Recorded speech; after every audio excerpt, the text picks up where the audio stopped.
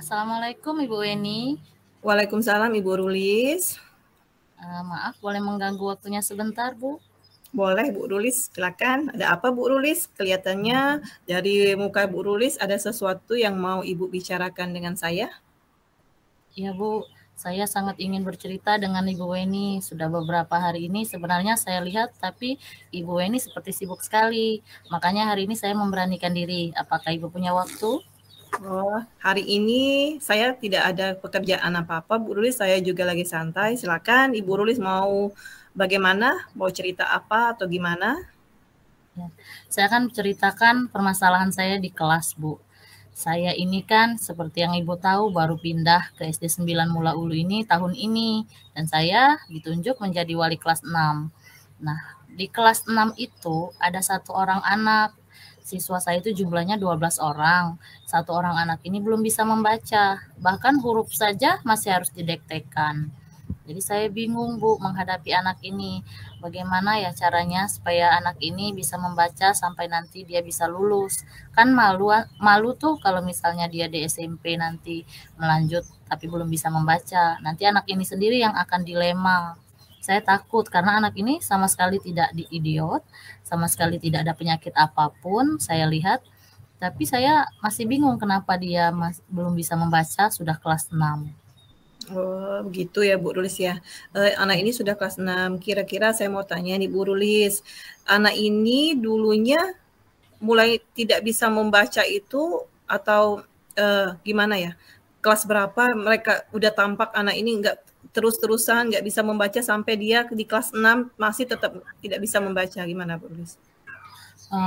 Saya kan baru pindah tahun ini, tapi saya tanyakan ke guru-guru sejak kapan anak ini tidak bisa membaca, kemudian kenapa bisa dinaikkan sampai ke kelas 6. Mereka jawabannya karena waktu COVID-19 itu kan 2 tahun, jadi seluruh anak katanya peraturannya harus naik semua, jadi dinaikkan. Kemudian saya hitung-hitung berarti anak ini tidak bisa membaca dari kelas 3, Bu. Oh, mulai dari kelas 3. Tapi ibaratnya dia itu Bu, membacanya tuh tidak bisa sama sekali mengenal huruf atau dia tidak bisa atau dia hanya bisa mengeja sedikit-sedikit atau emang tidak benar-benar nggak bisa baca Bu? Atau gimana Bu? Saya mau tahu gitu. Anak ini baru mau mengenal huruf Bu Weni, belum bisa mengeja.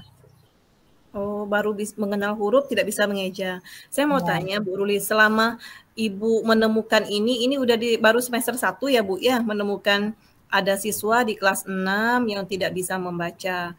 Nah, apa yang Ibu temukan pertama sekali kok Ibu tahu gitu anak itu nggak bisa membaca sedangkan kan dia bisa naik kelas 6 gitu Bu Rulis.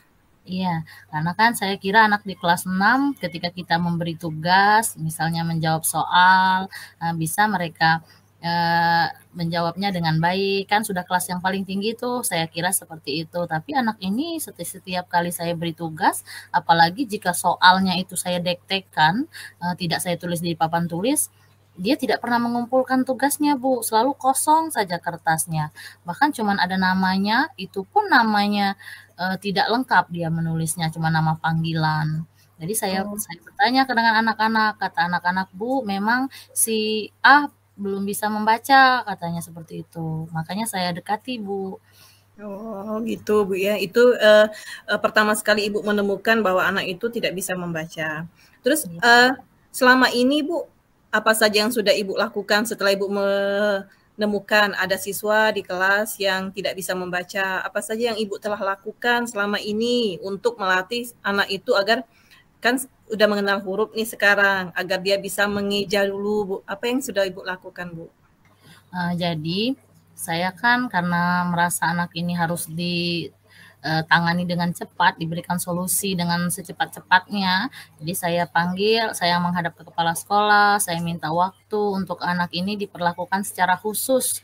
Maksudnya kalau anak yang lain saya berikan tugas, anak ini saya panggil ke depan kelas, ke depan meja saya, diajak untuk belajar huruf dulu. Saya mengajarnya seperti mengajar kelas 1 Bu, dari huruf dulu, dari mengeja dulu dua-dua huruf dulu. Saya belum memperhatikan sama sekali pelajaran yang lain.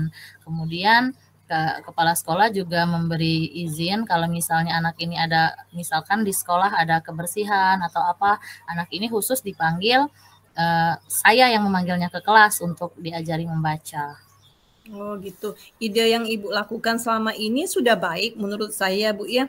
Mungkin anak ini kan kita percaya bahwa setiap anak itu memiliki potensinya masing-masing. Dan mungkin juga masing-masing anak itu memiliki perbedaan kecepatan dalam menerima pengetahuan, dalam menerima latihan dari kita gitu kan Bu. Ada yang tingkatnya cepat, ada yang sedang, ada lambat. Yang Ibu sudah lakukan itu sudah baik menurut saya Bu. Yang telah Ibu lakukan itu kan sudah memberikan dampak yang ke depan itu lebih berbeda dengan yang kemarin belum Bu menurut Ibu Bu?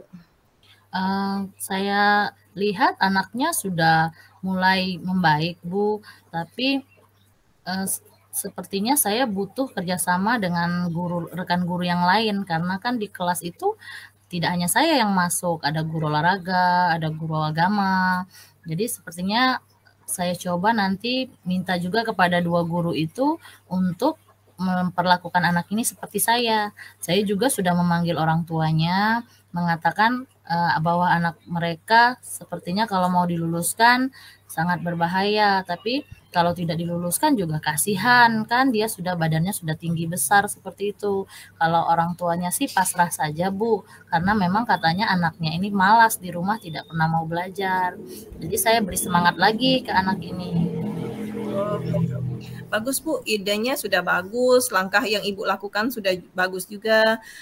Tinggal mungkin ya anak itu, kalau saya pikir mungkin anak itu ada rasa kurang percaya diri, mungkin Bu ya bisa kurang percaya diri, atau mungkin anak itu mungkin karena kata Bu Rulis tadi ada kemampuannya yang memang kan berbeda, kata tadi kan berbeda-beda tiap anak. Nah, yang Ibu lakukan sudah baik. Mungkin kan dari yang Ibu lakukan itu sudah menunjukkan sesuatu yang sudah baik. Nah, rencana yang ke depan Bu, saya mau tanya, apa sih menurut Ibu Rulis, kan saya yakin nih Ibu Rulis itu bisa menggali apa yang Ibu mau, apa yang Ibu tahu, apa yang Ibu bisa gitu Bu, untuk biar anak ini sampai kelas 6 nanti, selesai kelas 6 dia udah lancar membaca, sudah tidak perlu dibantu lagi membaca, dan maksudnya sudah tidak mengeja lagi Bu. Apa Bu rencananya ke depan Bu, selain ya setelah ide-ide yang sudah Ibu lakukan di belakang tadi?